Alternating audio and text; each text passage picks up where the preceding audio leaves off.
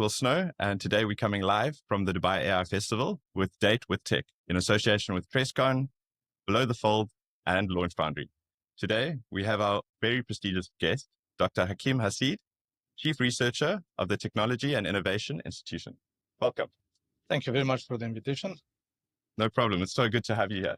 Thank you very much. So from what I understand and what I've been told, you look after pretty much everything AI, and you lead one of the most ambitious AI research centers in the region.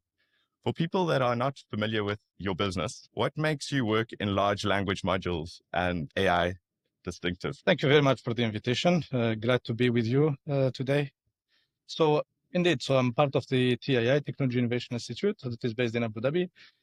TII is a research center that is composed of 9 research centers from different domains, including robotics, security, directed energy, quantum computing, cryptography, to mention just a few. Wow. So the research center I'm handling is the AI Research Center, and indeed we work a lot on the generative AI. So what makes the work we are doing special, I would say, is first of all, so we are a very small team compared to the big teams that are all around the world. I think we are extremely competitive in terms of performance. When we take our model that we provide as open source, we are extremely good in performance.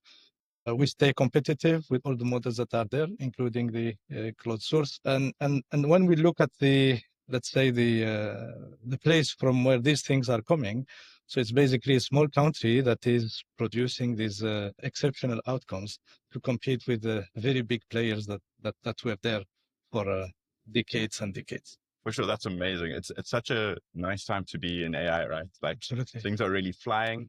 You mentioned these LLM models. Tell us a little bit more about those. Those are obviously homegrown. They're accessible to everybody.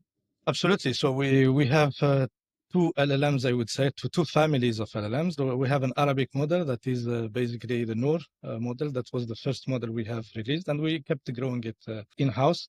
And then we have the one that we released, and that's the Falcon large language model.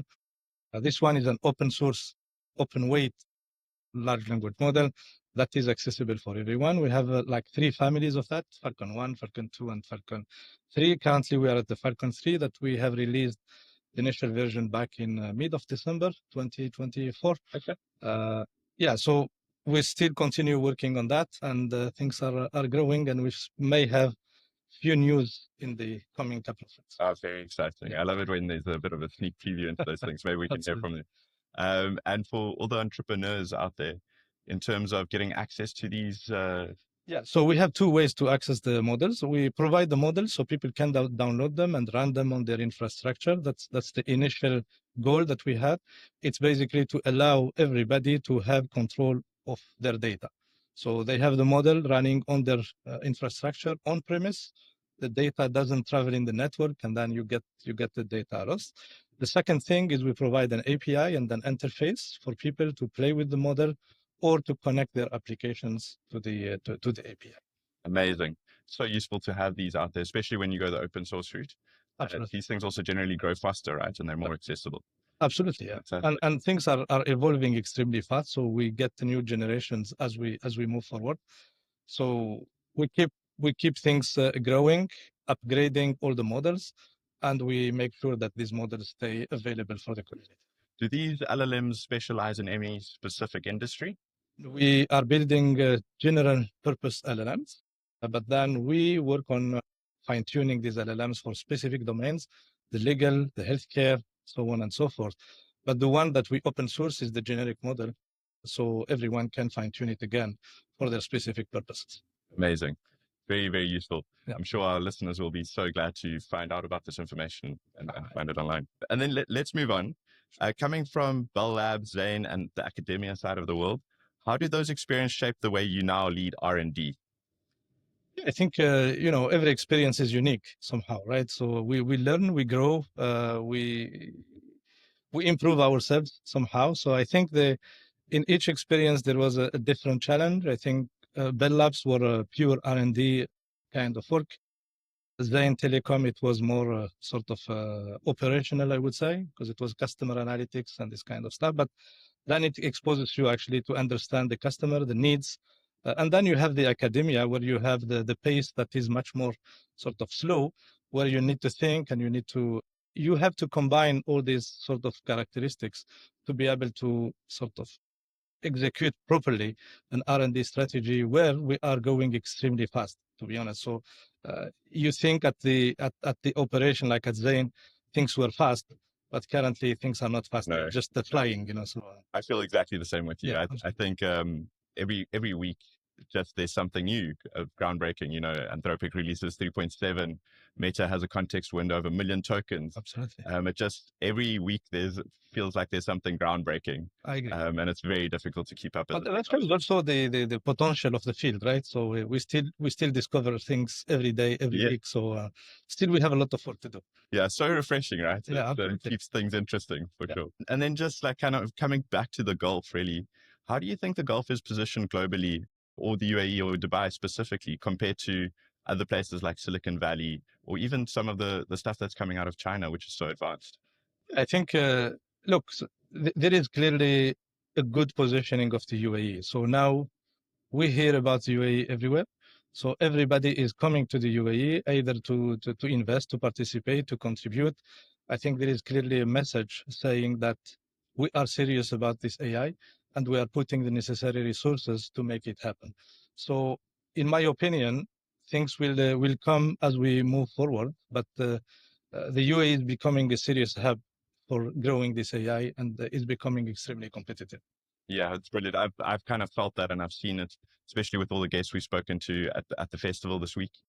And so to be honest, I see it as for anybody that's interested in the subject, this is really a place to move to and get going, right? Absolutely. And we see those moves, right? A lot of startups are coming to the UAE. A lot of experts also are coming to the UAE. We used to have a difficult time to convince people to come and do AI in the UAE, but now they see the things, and we're getting it easier. It's not sorted out completely, but we're able to get more talents in a much easier way, I would say.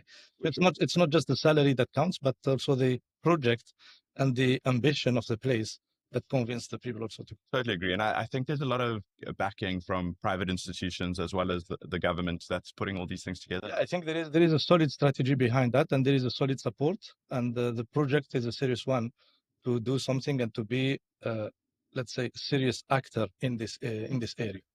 And it's a big one for us, right? Because we actually building smart cities here. It affects every dimension of our life all over the country, really. It's a sort of a living lab, So it is a living lab, and you can test many things. And, yeah, I like that. I'm not sure how people would feel about being test subjects, but I like the analogy. I don't think we would get to that point, right?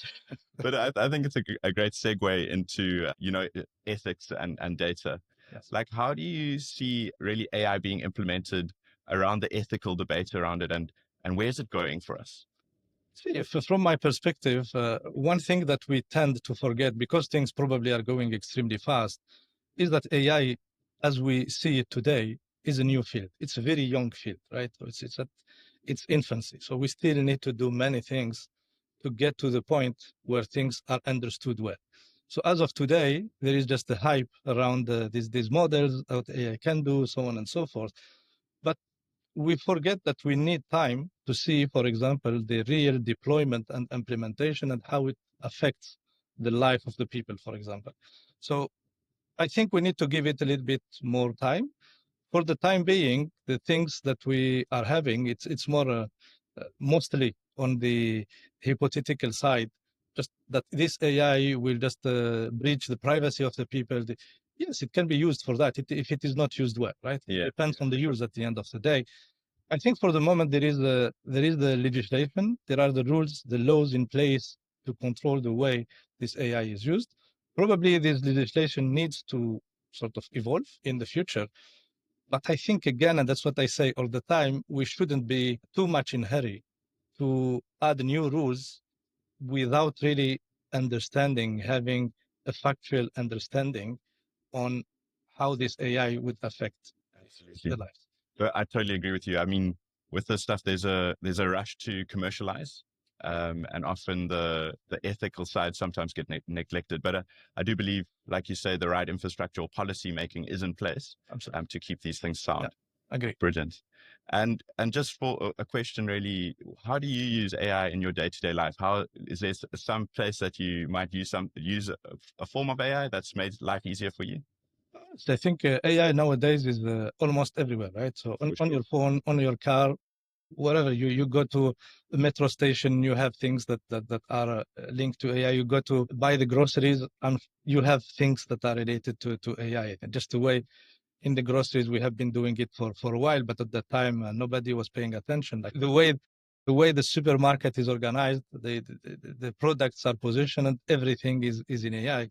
So for me, honestly, AI is a sort of pervasive thing that is in our life, and it's everywhere. We just see it. I think it's something that we see. It's the top of the pyramid, I would say. Yeah. is just these LLMs and chatbots that we see more and more. Generating also images, videos, artificial stuff. Sure. But I think for me, AI is definitely everywhere. Amazing. It's such a nice way to see the world, or interesting way rather. I've never thought of it like looking at a supermarket because I'm from a product background and user experience and CX. And I know about like the signing and the aisles and where people go, and obviously product placement. But you're right. It's been in the background for a long time, hasn't it? Absolutely. On a lot of part of our lives. Well, even when we navigate, we do search on the internet just using a search engine. That's all AI behind that. Sure. Yeah. Absolutely. Yeah. Cool. And I've got so many questions because like we kind of steering into this thing of agentive agents. That's kind of the new buzzword for 2025. Right. Where do you see that taking us? I think that's an initial, it's an interesting paradigm, I would say. But I just want to link it to something that we had also in the past, right? So it's not something totally new. It's new because it's running actually on top of LLMs, and this is governing this kind of stuff. But we had the concept of web services in the past, right? So those web services are actually just like sort of tools, agents that were capable to solve specific problems. So we were able to decompose actually complex problems into smaller ones. For each one, we assign a web service or an agent, and then we got into these issues of how to make all these things work together so that we solve the bigger problem, right? So this is what we are doing currently.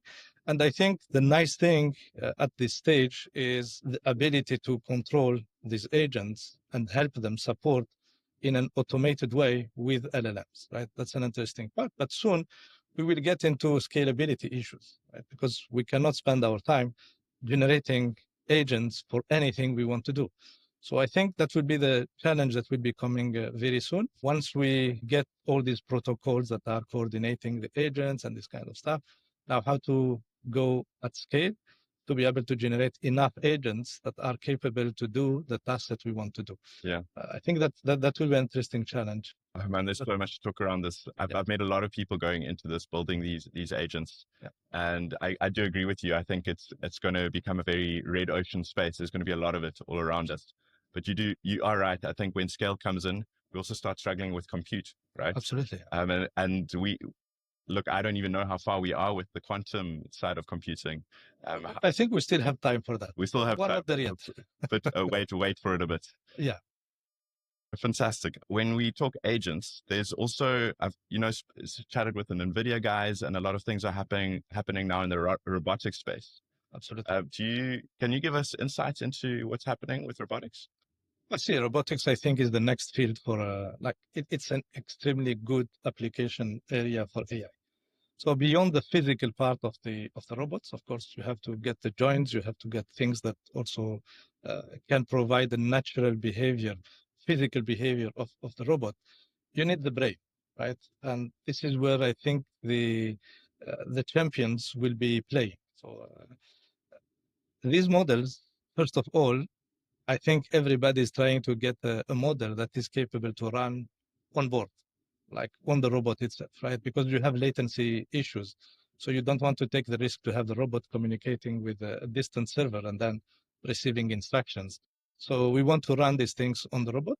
And so we need definitely to have smaller models that are capable to have reasoning power directly on the robots. So, and then you have energy issues because you are probably consuming much more energy than what Correct, yeah. one battery will not be enough. It comes down to power all of a sudden. Absolutely. So there is a lot of work that is currently done. We are exploring ourselves these kind of issues. We have, as I mentioned in the beginning, a robotic research center.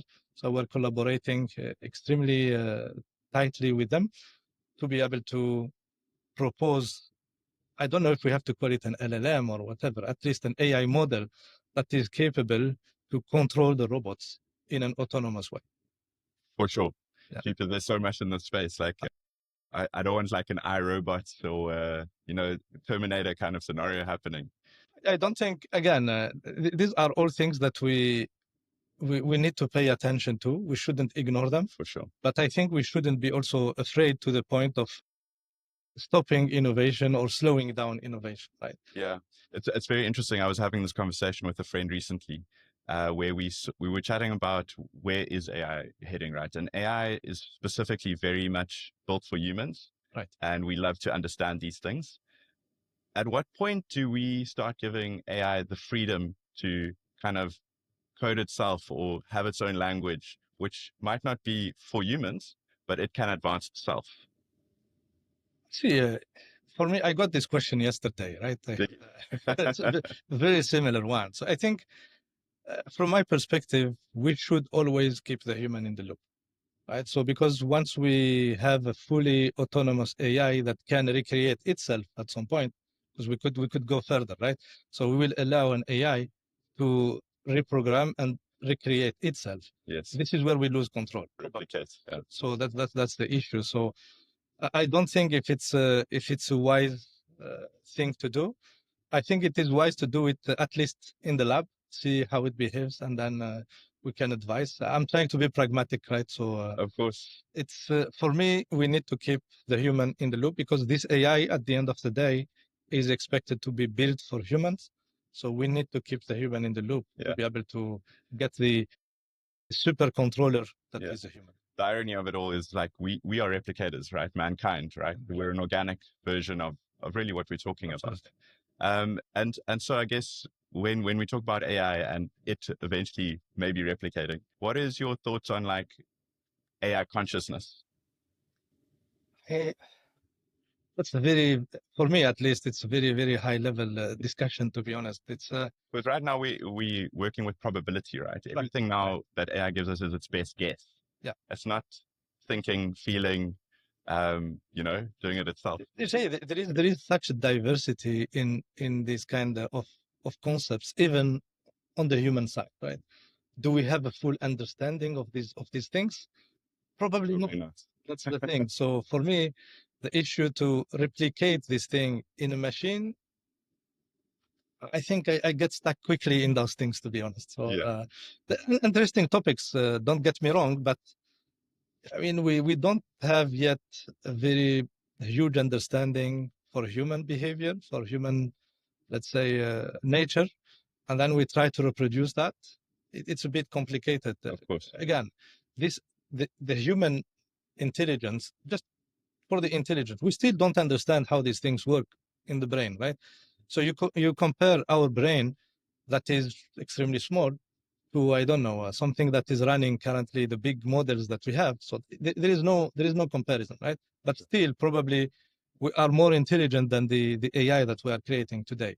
So I think there is still a way to go from those studies. Probably other people in the future will be able to add this consciousness to the AI. It's an interesting thing, but we need to advance first on the understanding human, and then formalize that to attach it to an AI. Fantastic. Yeah. I really love the subject. The next question I have for you is really around, what's your one piece of advice for all of our listeners out there? If there's something that they can take from you and you would give it to them freely, just to help them in their lives, what would it be? I think just the best thing to do nowadays and for the future is just to stay updated, not being afraid with AI, and make sure you use AI for your benefit. For sure. Amazing tool set. I've added it to a lot of the things I do now, and it's really enabled what I do. So it's made me faster, quicker, more efficient. Absolutely. But it's still most of the organic creativity and it all originates from you. Has to come from you. Absolutely, I agree. Fantastic. Dr. Hakim, thank you so much for being here on the show. We really appreciate your time. It's been fantastic getting to know you. It's my pleasure. Thank you very much for the invitation.